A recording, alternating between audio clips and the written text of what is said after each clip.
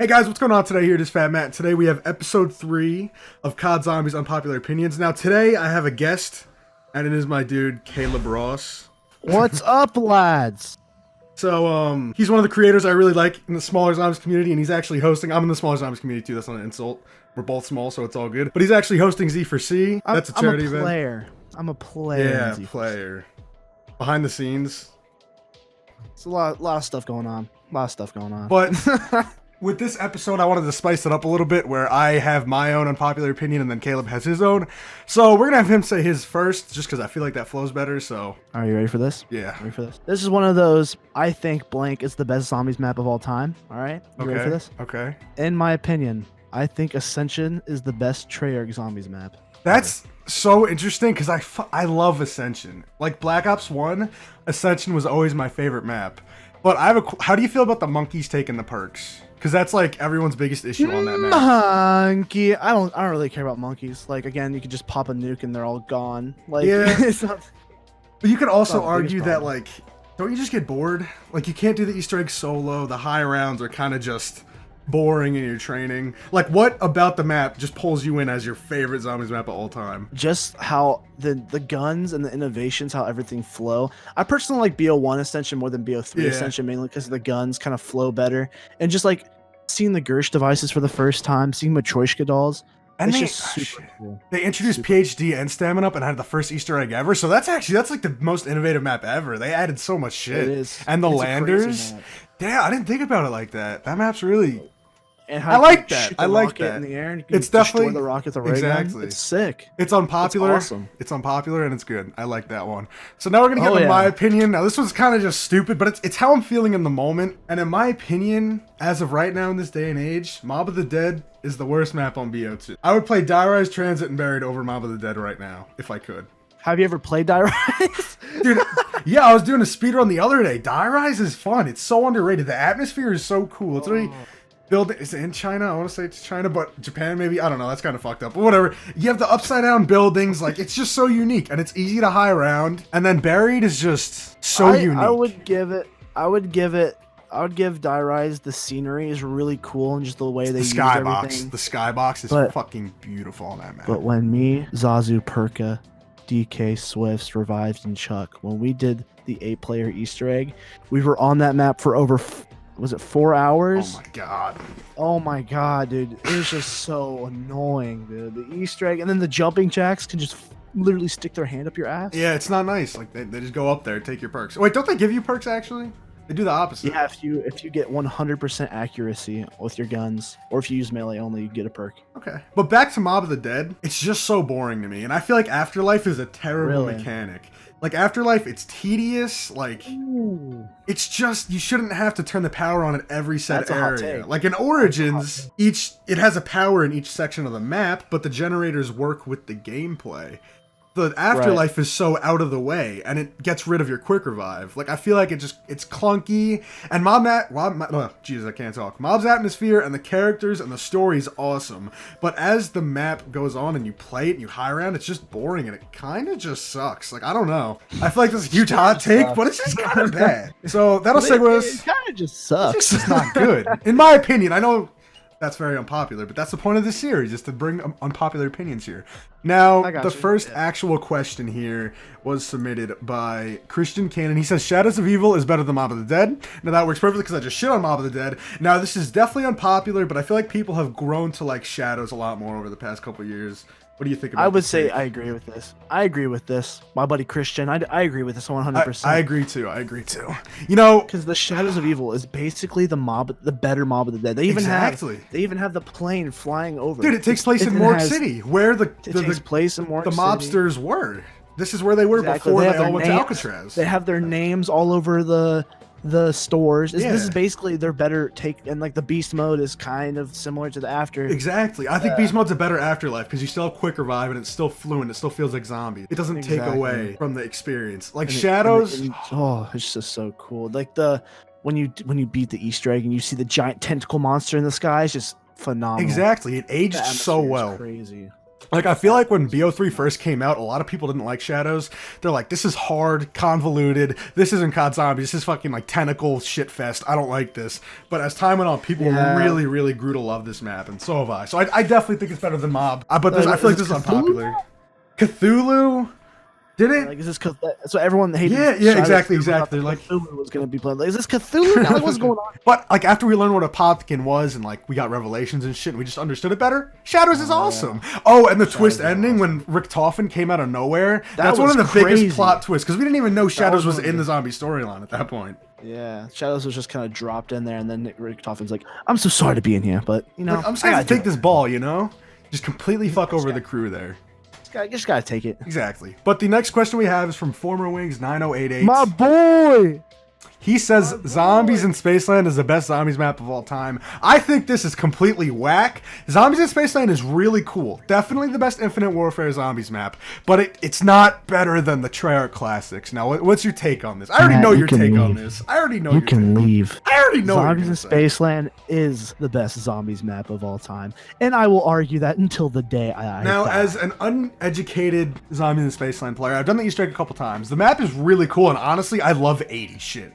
Like 80s arcades and theme parks. This is all like my shit. Like honestly, that's the stuff I'm really into right now, just 80s themed things. But like why? Like what's the attraction there? There is so many cool additions to Zombies in Spaceland that makes it the best map of all time. Like you can say like Shadows added a lot, like with the tentacles and the Popticons and whatever. Yeah. But this game added so many more mechanics and way to play the game. Like you can add Neil, who turns into fucking David Hasselhoff. That was cool. I remember that. Let me just say that. David Hasselhoff, all right? Then you can go to the arcade and shoot basketballs, play skee ball if you want. I didn't know that. You can get tickets to buy gun. You can buy a wonder weapon. You can buy these cool grenades that basically makes meteors fall out of the sky and kill zombies. You can get crushed by a giant alligator. The traps aren't just laser traps that are just kind of we've seen everywhere. They're like you can activate a trap and it's basically a rocket ship that's blasting everywhere. Or the Easter egg is not the best Easter egg, but it's a really easy Easter egg if you just want to play casually. It's so fun. I love the aliens incorporated at the end too. It's cool. And then you can shoot a fucking alien, bro. The wonder weapons are really cool on that map too. The pistols are right. The wonder weapons are amazing. Is it 4 different type of pistols? It's 4 elemental pistols. You make a strong case. I could see exactly why people think this. I don't, so it's definitely unpopular in my opinion. But the next question we have is Alex, or it's coming from Alex D. Said Zombies has been going downhill ever since Derice was released. Now this is just crazy. Like this is no. In my opinion, this is so unpopular that it has to be on here. Like. I understand where you're coming from. I had a friend just like this. When I was a kid and I was playing World at War and like Black Ops 1 came out, he's like, what is this bullshit? He's like, I hate Black Ops 1. Keno Is sucks. He's like, we gotta go back to Derice. I'm like, Alex D, this is the type of kid that still plays PUBG. Let me tell you. Shout out to Chopper. This like boggles my mind because I can understand not liking BO2 because it differed from BO1 and World at War, but BO1 is so much like World at War. The downfall didn't really happen until Transit came out, and then it was kind of down pitting until Mob came out. Then it skyrocketed, then buried it kind of flatline, then Origin skyrocketed again into BO3, and it just boom from there.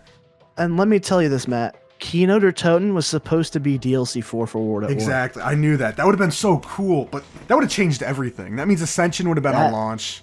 Everything would have been different. Dude, that means we probably would have got London before Moon. Like oh my god, everything would have been so different. I'm happy it panned out the way it did. But that means there's an alternate universe in real life where Keno is the last DLC on World at War. And that's, oh my god, imagine the Thunder Gun on World at War. That turned out. Just wonder how everything turned out from there. Yeah, is BO4 good in their universe? Like, I wonder, man. Like, I bet if Keno was DLC 4, I bet Chaos would have Dead of the Night being the first on this game. That just changes everything. I don't even know. That's trippy as shit. But yeah, it's trippy. That's a good unpopular opinion. Now the next one we have is from Kevin Verdeshi. Sorry if I said that wrong, but he said Chaos was an awesome idea. The first few maps weren't great to engross people into it, but after Ancient Evil, the plot was growing and each character was experiencing really unique development. If we had one more map, I really think it could catch on. Ancient Evil. Say that. Every time everyone says Chaos Story was terrible, I'm glad that it's got. I'm gonna tell you, the Chaos story, it kind of, if this happened, Dead of the Night was supposed to be an on-disc game, but because of how everything kind of went, it wasn't. 9 was supposed to be DLC 1. If Dead of the Night, if like the chronological events actually, because it was kind of weird. Exactly, yeah, they did it backwards. It went back in time. If Dead of the Night was an on-disc map, and then they kept going on with Ancient Evil was a DLC 2, it would have been legendary. Let me tell you, everyone would have still know. My biggest, I don't even know if this is an unpopular opinion. He was kind of just spitting facts, but I like this so much I had to put it in. Right.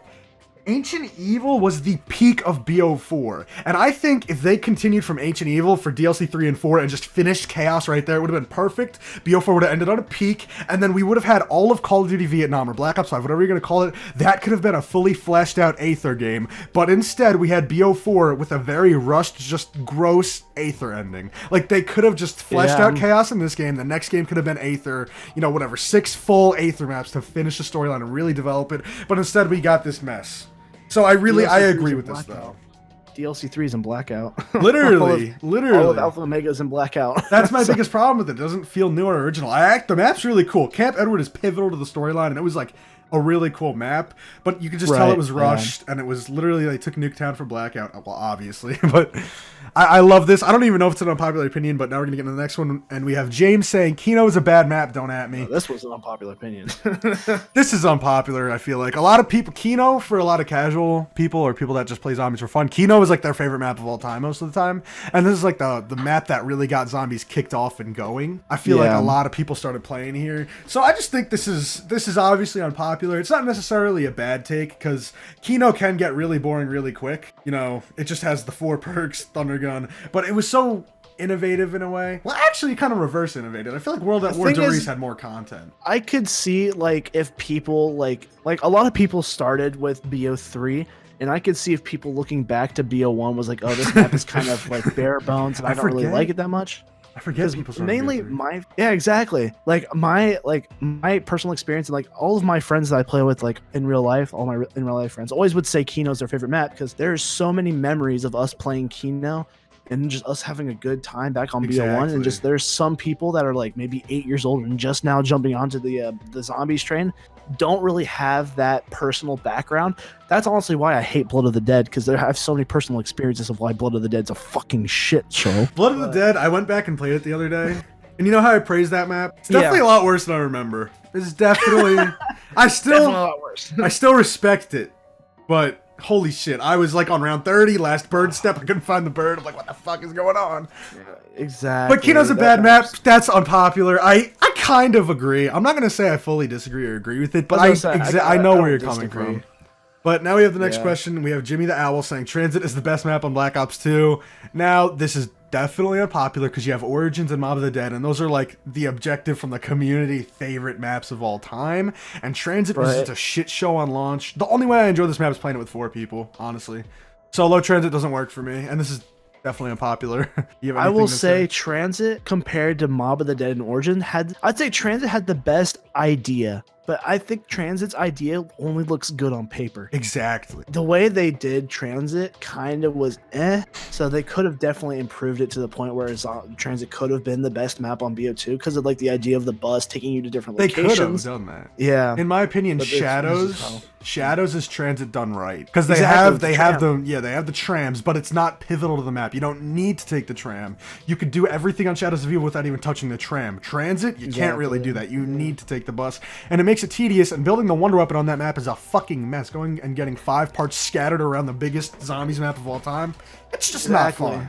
Like, the parts aren't even in POIs either. Yeah, exactly. So you'll always be getting attacked by denizens. Yeah, it's terrible. It's literally the most tedious mess. It was cool though. They took a shot in the dark. They tried to innovate, and Transit just flopped. So I don't agree that it's the best map, but that's a good opinion. And now we have Cryptoxic saying double tap is more important than Jug. Now this is very unpopular, but I completely agree. I agree with 10 times out of 10, I'd rather have double tap 2.0. You kill zombies quicker, you kill bosses quicker, boss fights are easier. Everything kind of rotates around you having double tap. You don't understand how much more powerful it really makes your gun. And if you have Widow's Wine, that's a fine replacement. In BO4, there's not even Jug. Like, double tap 2.0 is so good. This is one of the best opinions on today's double tap costs $10,000 in BO4. I wish BO4 just did things differently. I wish I didn't try to innovate too much. They changed so much shit for no reason. They really did. Yeah, it just makes guns a lot weaker, especially BO4. You have to save up 10k. Or even 15k just to upgrade the gun and then upgrade the double. It doesn't even feel like you have double tap either. You don't really feel the difference because you upgrade it so much, it gradually goes up. In other games, you just drink double tap and you're like, holy shit, I'm shooting a death machine out of my AN-94. Like, it just, oh my god. I definitely agree with this though. Double tap, so underrated. You definitely, I think it's more important than Jug. I really do. Depending on what game you're playing. I do agree with that, yeah. And now we have Wichita saying Die Rise was ahead of its time and is underrated. I completely agree. Die Rise, so ahead of its time.